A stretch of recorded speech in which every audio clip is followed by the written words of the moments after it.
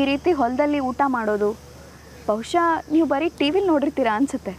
ಇಷ್ಟ ಆಗಿದ್ರೂ ಆಗಿರ್ಬೋದು, ಇಲ್ಲದೇನೂ ಇರಬಹುದು. ನಾವು ನಿಮ್ಮನ್ನು ಇಲ್ಲಿ ಕರೆಸಿ ನಿಮಗೆ ಕಷ್ಟ ಆಯಿತು ಅನಿಸುತ್ತೆ ಅಲ್ವಾ? ಹಾಗೇನೂ ಇಲ್ಲ. ನನಗೆ ನಿಮ್ಮಷ್ಟು ರೂಢಿ ಇಲ್ಲದೆ ಇರ್ಬೋದು, ಆದರೆ ಇಷ್ಟ ಇಲ್ಲ ಅಂತ ಹೇಳೋಕ್ಕಾಗಲ್ಲ.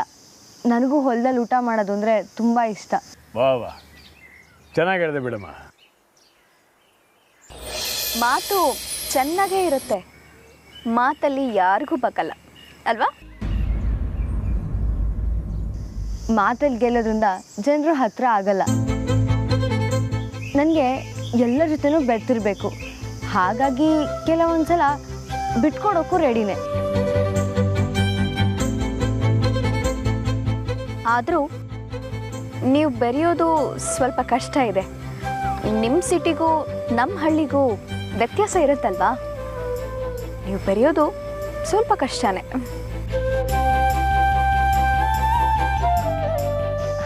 ನನಗೆ ಹಾಗೆ ಅನ್ಸಲ್ಲ ಮೇಡಮ್.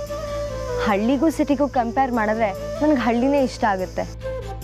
ಮತ್ತು ಆಗೋ ಬದಲಾವಣೆಗಳಿಗೆ ಅಡ್ಡ ನಿಂತು ಸುಮ್ಮನೆ ಕೂಗೋಕ್ಕಿಂತ ಅದನ್ನು ಅಕ್ಸೆಪ್ಟ್ ಮಾಡ್ಕೊಳ್ಳೋಕ್ಕೂ ರೆಡಿಯಾಗಿರಬೇಕು. ನಿಜ ನಿಜ ಮೇಡಮ್, ನೀವೊಂದು 4 ದಿನ ನಮ್ಮ ಜೊತೆಗೆ ಇದ್ಬಿಟ್ರೆ ನಾವೆಲ್ಲ ಬುದ್ಧಿವಂತರಾಗ್ಬಿಡ್ತೀವಿ. ಹೌದೌದು, ನಮ್ಮ ರಾಮನ್ ಥರ. ಹ್ಞೂ, ನಮ್ಮ ರಾಮ ಇತ್ತೀಚೆಗೆ ಶಾನೆ ಬುದ್ಧಿವಂತ ಆಗ್ತಾವನೆ. ಆದರೂ ನಮ್ಮ ಬಾವಂಗೆ ಹಳ್ಳಿ ಹುಡುಗಿನೇ ಹುಡುಕ್ತಿರೋದಲ್ವ ಮಾವ?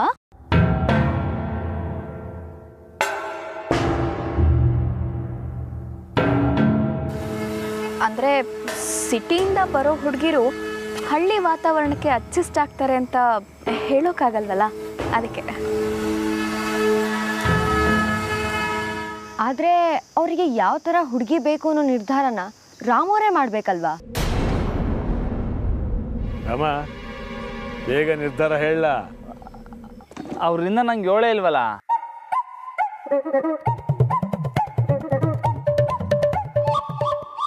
ಏನು? ಯಾರು? ಏನಿಲ್ಲ ಅಪ್ಪಯ್ಯ, ಹೇಳ್ತೀನಿ, ಆದಷ್ಟು ಬೇಗ ಹೇಳ್ತೀನಿ.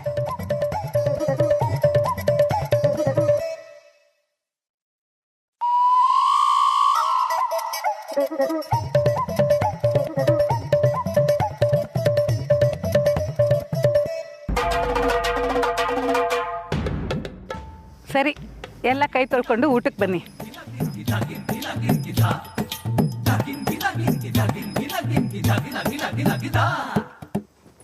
ಶಾರದಕ್ಕ, ನಾನು ನಿಮಗೆ ಸಹಾಯ ಮಾಡ್ತೀನಿ. ನೋಡಿದ್ರ ಅಕ್ಕ, ಹಿರಿ ಸೊಸೆ ಆಗೋಕ್ಕೆ ಹೆಂಗೆ ಮುಂದೆ ಹೋಗ್ತಾವಳೆ ಅಂತ. ನೀವು ಹಿಂಗೆ ಇಲ್ಲೇ ಕುತ್ಕೊಂಡಿದ್ರೆ ಮದುವೆ ಫಿಕ್ಸು ಅಷ್ಟೇ.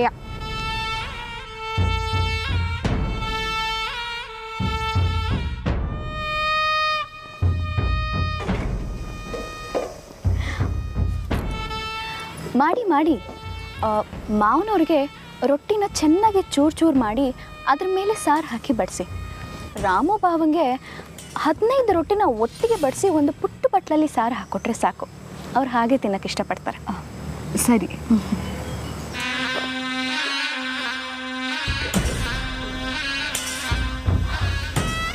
ಅಕ್ಕವ್ರೆ, ಯಾಕೆಲ್ಲ ಹಿಂಗೆ ಉಲ್ಟಾ ಹೇಳಿದ್ರಿ? ಮಾವನವ್ರಿಗೆ ತಿನ್ನೋ ವಿಚಾರದಲ್ಲಿ ಒಂದು ಚೂರು ಹೆಚ್ಚು ಕಡಿಮೆ ಆದರೂ ಇಷ್ಟ ಆಗೋದಿಲ್ಲ. ಇವತ್ತು ಇವಳಿಗಿದೆ, ಇವಳ ಅಸಲಿ ಬುದ್ಧಿವಂತಿಕೆ ಇಷ್ಟೇ ಅನ್ನೋದು ಮಾವನವ್ರಿಗೆ ಗೊತ್ತಾಗತ್ತೆ.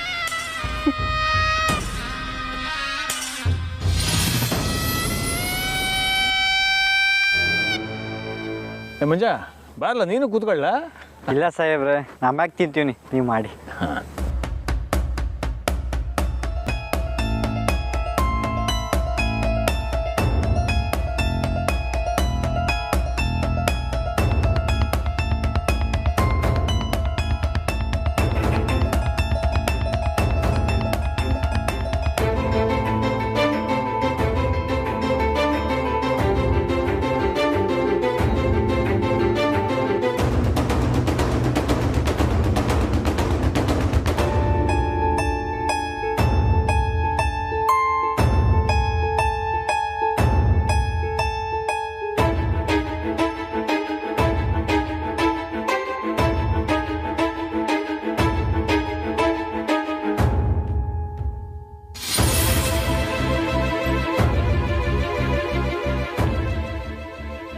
ಜಾನಕಿ, ಇಲ್ಲಿನ ಜನರದ್ದು ಊಟದ ವಿಚಾರ ಅಭ್ಯಾಸ ನಿನಗೆ ಗೊತ್ತಾಗಕ್ಕಿಲ್ಲ. ನಾನು ಬಡಿಸ್ತೀನಿ, ನೀನು ಕೂತ್ಕೊಮ್ಮ. ಪರವಾಗಿಲ್ಲ ಬಿಡಿ ಸಾರ್ದಕ್ಕ. ನಾನು ಹಿಂಗೆ ರೊಟ್ಟಿನ ಕಲ್ಸ್ಕೊಂಡು ತಿಂದು ಸಾನೇ ವರ್ಷ ಆಗೋಯ್ತು. ನಮ್ಮವ್ವ ಹಿಂಗೆ ಬಡಿಸ್ತಿದ್ಲು. ಈ ಹುಡುಗಿ ನಮ್ಮ ಅವ್ವನ ನೆನಪು ತರಿಸ್ಬಿಟ್ಲು.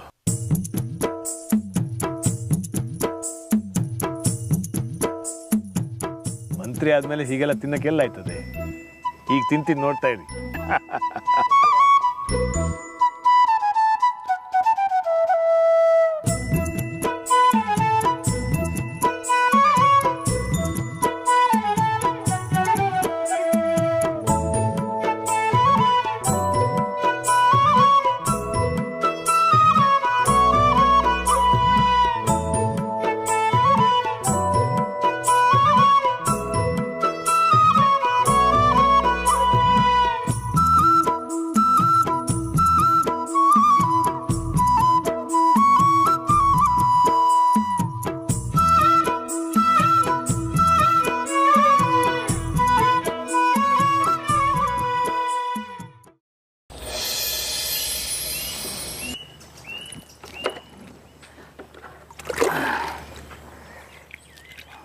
ಬನ್ನಿ.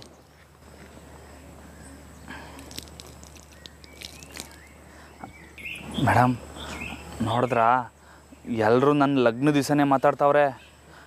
ನಾನು ಯಾರನ್ನ ಮದುವೆ ಆಗಬೇಕು ಅಂತ ನಂಗೆ ಹೆಂಗೆ ತಿಳಿತೈತೆ ಅಂತ ಹೇಳಿ. ಇಲ್ಲಾಂದರೆ ಅಪ್ಪಯ್ಯ ಯಾರನ್ನಾರು ತಂದು ಗಂಟು ಹಾಕ್ಬಿಡ್ತಾರೆ ಅಷ್ಟೇ. ಸ್ವಲ್ಪ ತಾಳ್ಮೆ ಇರಲಿ, ಹೇಳ್ತೀನಿ.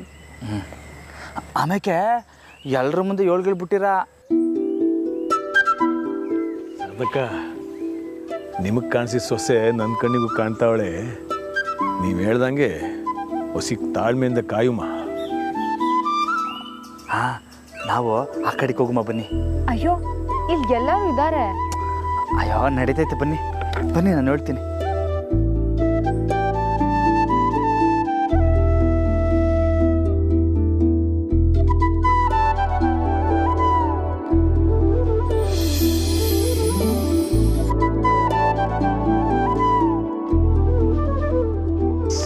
ಹುಷಾರಾಗಿ ಬನ್ನಿ.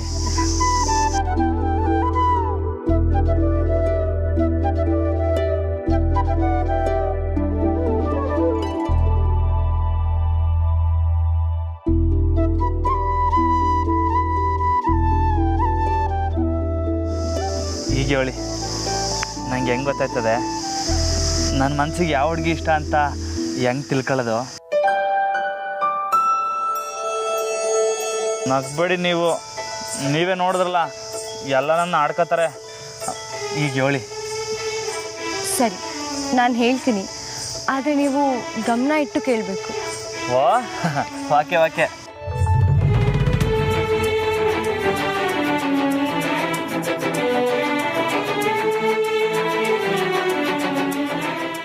ನೀವು ಇಷ್ಟಪಡೋ ಹುಡುಗಿ ಜೊತೆ ನೀವಿದ್ದಾಗ ಮನಸ್ಸಿನಲ್ಲಿ ಏನೋ ಒಂಥರ ಭಾವನೆ, ಯಾವಾಗಲೂ ಒಂಥರ ಚಡ್ಪಡಿಕೆ. ಪೂರ್ತಿ ಜೀವನ ಅವಳ ಜೊತೆನೇ ಕಳಿಬೇಕು ಅನ್ನೋ ಆಸೆ. ನಿಮ್ಮ ದಿನನಿತ್ಯದ ಕೆಲಸ ಎಲ್ಲ ತಲೆ ಕೆಳಗಾಗತ್ತೆ. ನೀವು ಇಷ್ಟಪಡೋ ವ್ಯಕ್ತಿ ಹಿಂದೆನೇ ಓಡಾಡಬೇಕು, ಮಾತಾಡಬೇಕು ಅನಿಸುತ್ತೆ.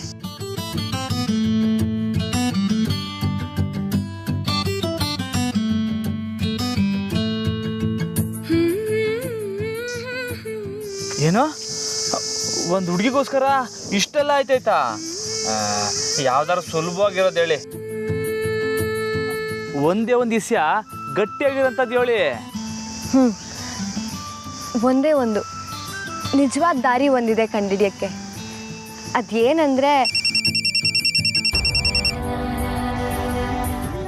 ಒಂದು ನಿಮಿಷ.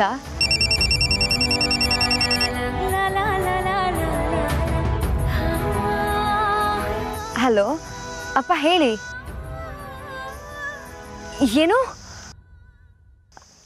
ಹೌದಾ, ಸರಿ, ನಾನು ಇವಾಗಲೇ ಬರ್ತೀನಿ. ರಾಮೂರೇ, ತುಂಬ ಅರ್ಜೆಂಟ್ ಇದೆ. ಅಪ್ಪ ನನಗೋಸ್ಕರ ಕಾಯ್ತಿದ್ದಾರೆ. ನಾನು ಇವಾಗಲೇ ಹೋಗಬೇಕು. ಆಮೇಲೆ ಬಂದು ಹೇಳ್ತೀನಿ. ಮರೀದೆ ಬನ್ನಿ, ನಾನು ತಿಳ್ಕೊಳ್ದೆ ಇಲ್ಲಿಂದ ಹೋಗೋಕ್ಕಿಲ್ಲ. ಸರಿ ಸರಿ, ನಾನು ಹೀಗೋಗಿ ಹಾಗೆ ಬರ್ತೀನಿ. ತುಂಬಾ ಇಂಪಾರ್ಟೆಂಟ್, ಹೋಗಲೇಬೇಕು. ಪರವಾಗಿಲ್ಲ, ನೀವು ಹೋಗಿ ಬನ್ನಿ. ಅಲ್ಲಿ ಗಂಟ ನಾನು ಇಲ್ಲೇ ಕಾಯ್ತಾ ಇರ್ತೀನಿ. ಸರಿ.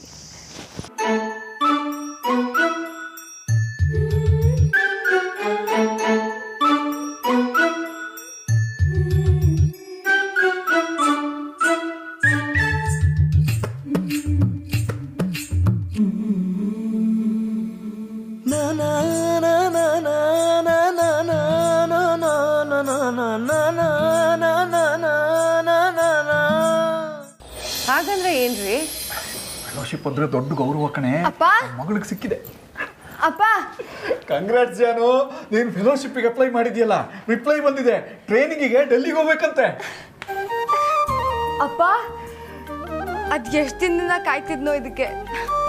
Wow, I am so happy. ಜಾನು, ನೀನು ಅನ್ಕೊಂಡಿದ್ದೆಲ್ಲ ಆಗ್ತಿದೆಯಲ್ಲ, ಈಗಲಾದರೂ ಮದುವೆ ಬಗ್ಗೆ ಸ್ವಲ್ಪ ಯೋಚನೆ ಮಾಡ್ಬೋದಲ್ವಾ? ಸುಶಿ, ಇವಾಗ ಇದ್ರ ಬಗ್ಗೆ ಡಿಸ್ಕಸ್ ಮಾಡ್ಬೇಕಾ? ಜಾನು, ಇದಕ್ಕೆ ಏನಾಗಬೇಕೋ ಅದನ್ನೆಲ್ಲ ಬೇಗ ಕಳಿಸ್ಕೊಡು. ನೀನು ಬೇಗ ಕಳಿಸ್ಕೊಟ್ರೆ ಡೆಲ್ಲಿಗೆ ಯಾವಾಗ ಹೋಗ್ಬೇಕು ಅಂತ ಅಲ್ಲಿಂದನೂ ಬೇಗ ರಿಪ್ಲೈ ಬರುತ್ತೆ. ಸರಿನಪ್ಪ, ಈಗಲೇ ಎಲ್ಲ ಡಾಕ್ಯುಮೆಂಟ್ಸ್ ರೆಡಿ ಮಾಡ್ಕೊತೀನಿ.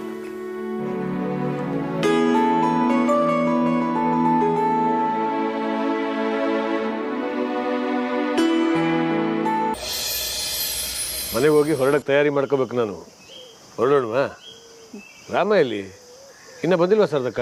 ಅಯ್ಯಯ್ಯೋ, ಬಾವ ಕಾಣಿಸ್ತಿಲ್ವಾ? ಆ ಟೀಚರ್ ಜೊತೆ ಹೋಗಿದಾರೋ ಹೇಗೆ?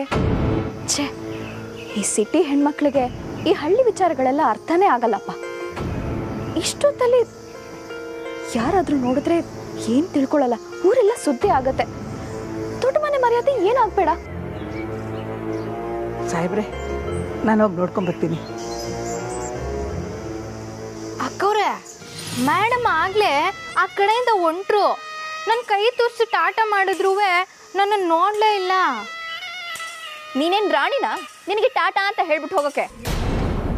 ಖಂಡಿತ ವಿಷಯ ತಿಳ್ಕೊಳ್ದೆ ಯಾಕಮ್ಮ ಕೂಗಾಡ್ತೀಯ? ಹಾಗಲ್ಲ ಮಾವ, ಊಟಕ್ಕೆ ಅಂತ ಬಂದವರು ದೊಡ್ಡವ್ರಿಗೆ ಹೇಳ್ಬಿಟ್ಟು ಹೋಗಬೇಕು ಅನ್ನೋ ಜ್ಞಾನನೂ ಇಲ್ವಾ ಅವ್ರಿಗೆ? ಟೀಚರ್ ಅಂತೆ. ಅವ್ರ ಅವಸರದಲ್ಲಿ ಹೊರಟಿದ್ರು ಅಂತ ಹೇಳಿದ್ನಲ್ಲ. ಸರಿ ಬಿಡಿ, ಏನೋ ಕೆಲಸ ಬಂದಿರಬೇಕು. ನೀವು ಆಮೇಲೆ ಬನ್ನಿ, ನಾನು ಅಶೋಕ ಹೊರಡ್ತೀವಿ. ಬರಲ್ಲ?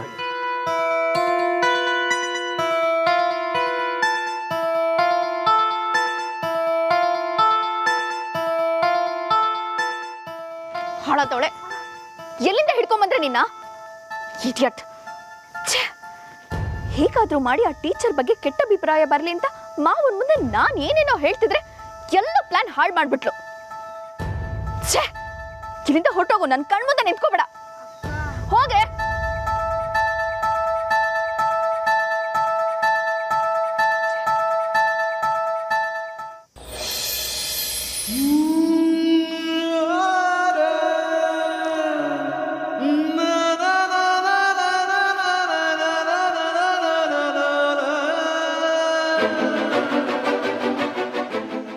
ರಾಮ, ಮೇಡಮ್ ಇಲ್ಲಿ? ಸರ್ದವ, ಅವರು ಮನೆಗೆ ಹೋಗವ್ರೆ. ಮತ್ತೆ ನೀನಾಗಿಲ್ಲೇ ಇದೆಯಾ? ನಡಿ ಹೋಗುಮ್ಮ. ಇಲ್ಲ ಇಲ್ಲ, ಅವ್ರು ಬರ್ತಾರಂತೆ, ನೀನು ನಡಿ. ಮತ್ತೆ ಬರ್ತಾರಂತ? ಹ್ಞೂ ಸರ್ದವ, ಅದೇನೋ ಇಂಪಾರ್ಟೆಂಟ್ ಕೆಲಸ ಅಂತ ಅವ್ರ ಅಪ್ಪ ಇಂಥವಿಂದ ಫೋನ್ ಬಂದಿತ್ತು. ಅದಕ್ಕೆ ಮತ್ತೆ ಬರ್ತೀನಿ ಅಂತ ಹೇಳೋಗವ್ರೆ. ನೀನು ನಡಿ. ಸಾಹೇಬ್ರು ಕೇಳಿದ್ರು ನಿನ್ನ, ಬಿರ್ನೆ ಬಾ. ಸರಿ.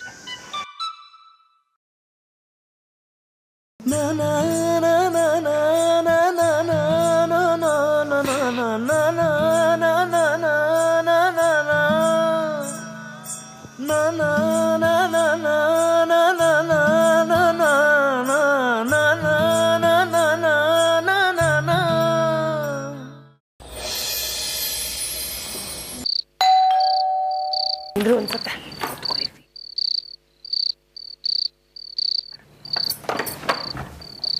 ಬನ್ನಿ. ಹೋದ ಕೆಲಸ ಏನಾಯ್ತು? ಭರ್ಜರಿಯಾಗಿ ಆಯ್ತು ಕಣೆ. ಸೂಪರ್. ಸರಿ ಜಾನು, ಬೇಗ ಫ್ರೆಶ್ ಆಗಿ ಬಾ. ಅಡುಗೆ ರೆಡಿ ಇದೆ, ಊಟ ಮಾಡುವಂತೆ. ನೀವು ಫ್ರೆಶ್ ಆಗಿ ಬನ್ನಿ. ಸುಶಿ, ಅದು ನಾನು ಜಾನು ಹೊರಗಡೆ ಒಂದು ಸ್ವಲ್ಪ ಚಾಟ್ಸ್ ತಿನ್ಕೊಂಡು ಬಂದ್ವಿ. ಊಟ ಒಂದು ಸ್ವಲ್ಪ ಹೊತ್ತು ಆದ್ಮೇಲೆ ಮಾಡ್ತೀವಿ. ಹೌದಾ? ನಾನೊಬ್ಳು ಮನೇಲಿ ಕಾಯ್ತಾ ಇರ್ತೀನಿ. ನನಗೂ ಚಾಟ್ಸ್ ಅಂದರೆ ತುಂಬ ಇಷ್ಟ. ಪಾರ್ಸಲ್ ತರಬೇಕು ಅಂತ ನಿಮ್ಮಿಬ್ರಿಗೂ ಅನಿಸ್ಲೇ ಇಲ್ವಾ? ಸುಶಿ, ಅದು ಪಾವ್ ಭಾಜಿ ತರೋಣ ಅಂತ ಅಂದ್ಕೊಂಡೆ, ಆದರೆ ಕೆಲಸದ ಮಧ್ಯೆ ಮರೆತುಬಿಟ್ಟೆ ಕಣೆ. ಹೋಗ್ಲಿ ಬಿಡಿ. ನಿಮ್ಮ ತೋಟದಲ್ಲಿ ಬೆಳೆದಿದ್ದ ಸೊಪ್ಪಿಂದ ಸಾರು ಮಾಡಿದ್ದೀನಿ, ಬಂದು ಟೇಸ್ಟ್ ನೋಡಿ. ಹೌದಾ? ನಿಜವಾಗ್ಲೂ? ಇವತ್ತು ನಾನು ಪಕ್ಕಾ ರೈತ ಆದಂಗೆ ಆಯಿತು. ಇದ್ರದ್ದು ಎಲ್ಲ ಕ್ರೆಡಿಟ್ ರಾಮು ಅವ್ರಿಗೆ ಹೋಗಬೇಕು. ನಾನು ಇವಾಗಲೇ ಹೋಗಬೇಕು, ಆಮೇಲೆ ಬಂದು ಹೇಳ್ತೀನಿ. ಮರೀದೆ ಬನ್ನಿ, ನಾನು ತಿಳ್ಕೊಳ್ದೆ ಇಲ್ಲಿಂದ ಹೋಗೋಕ್ಕಿಲ್ಲ.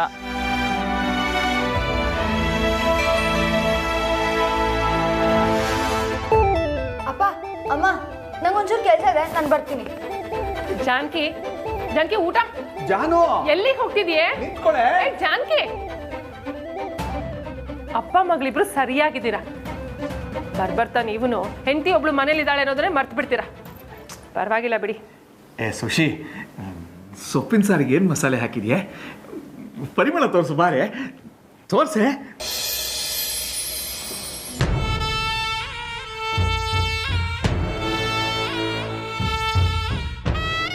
ಎಷ್ಟೇ ಪ್ರಯತ್ನ ಪಟ್ಟರು ಆ ಟೀಚರ್ ಹೆಸರನ್ನ ಇವತ್ತು ಕೆಡ್ಸೋಕೆ ಆಗಲಿಲ್ವಲ್ಲ. ಆ ಕೋಣ ಇನ್ನೂ ಮನೆಗೆ ಬಂದಿಲ್ಲ ಅಂದರೆ ಅವಳ ಜೊತೆನೇ ಲಲ್ಲೆ ಹೊಡಿತಾ ಕೂತಿದ್ದಾನೋ ಏನೋ. ಇದನ್ನು ಕಾರಣವಾಗಿ ಹೇಳಿ ಮಾವನ ಮನಸ್ಸನ್ನ ಈಗಲಾದರೂ ಬದಲಾಯಿಸೋಣ. ಏನಿದು, ಇಷ್ಟೊತ್ತಾದರೂ ಬಾವ ಮನೆಗೆ ಬಂದೇ ಇಲ್ವಲ್ಲ? ಮಾವ, ನಾನು ಹೋಗಿ ನೋಡ್ಕೊಂಬರ್ಲಾ? ಬೇಡ ಸೊಸಿಮ್ಮ, ನಾನು ರಾಮನ್ ತವ ಮಾತಾಡಿದೆ. ಮೇಡಮ್ಗೋಸ್ಕರ ಕಾಯ್ತಿರ್ತೀನಿ. ಮೇಡಮ್ ಬಂದ್ಮ್ಯಾಕ ನಾನು ಮಾತಾಡ್ಕೊಂಡು ಬರ್ತೀನಿ ಅಂತ ಹೇಳ್ದ. ಮೇಡಮ್ ಇನ್ನೂ ಬಂದಿಲ್ವೋ ಏನೋ. ಏನು ಶಾರದಕ್ಕ, ನೀವು ಇಷ್ಟೊಂದು ಸಲೀಸಾಗಿ ಹೇಳಿಬಿಟ್ರಿ. ರಾಮು ಬಾವ ಹುಡುಗಿರ ವಿಚಾರದಲ್ಲಿ ಯಾವತ್ತೂ ಈ ರೀತಿ ಇದ್ದವರೇ ಅಲ್ಲ. ಅದು ಅಲ್ಲದೆ ಇಷ್ಟು ಹೊತ್ತಲ್ಲಿ ಹೊಲದಲ್ಲಿ ಛೆ ಯಾರಾದರೂ ನೋಡಿದ್ರೆ ಊರು ತುಂಬ ಅದೇ ಸುದ್ದಿ ಆಗೋಗುತ್ತೆ. ಮಾವ, ನಾನು ಹೋಗಿ ನೋಡ್ಕೊಂಡು ಬರ್ತೀನಿ. ಇರಮ್ಮ, ನಂದು ಕೆಲಸ ಮುಗಿದಿದೆ. ಶಾರದಕ್ಕ, ಬನ್ನಿ, ಅದೇನು ಅಂತ ನೋಡವ.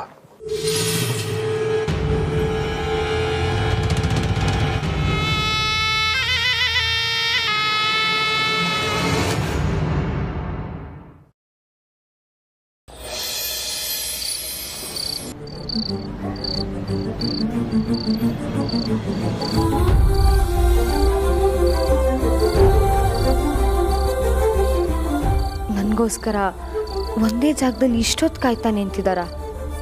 ಛೇ, ಎಂಥ ತಪ್ಪು ಮಾಡಿದೆ ನಾನು.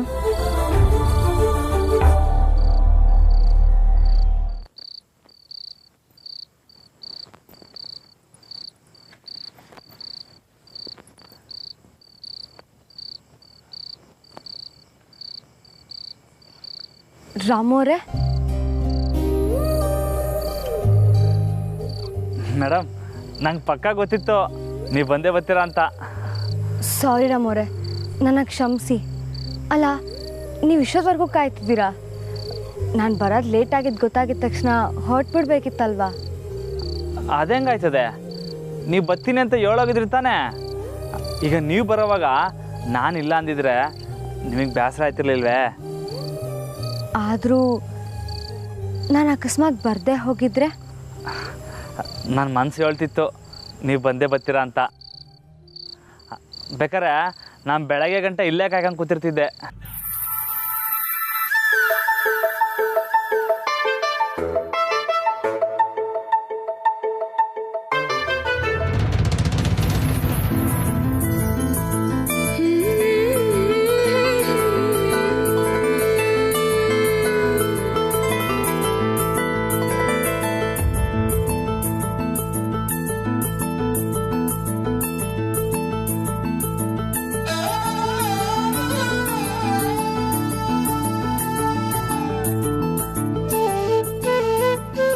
ಎಂಥವ್ ನೀನು? ನನಗೋಸ್ಕರ ಏನು ಬೇಕಾದರೂ ಮಾಡ್ತಾನಲ್ಲ. ಇಷ್ಟೊಂದು ನಂಬಿಕೆನ ನನ್ನ ಮೇಲೆ. ಈ ಥರ ಹುಡುಗ ಜೀವನ ಪೂರ್ತಿ ಹುಡುಕಿದ್ರೂ ಸಿಗಲ್ಲ. ಜಾನಕಿ, ನನಗೆ ಇವನೇ ಸರಿಯಾದ ಜೋಡಿ.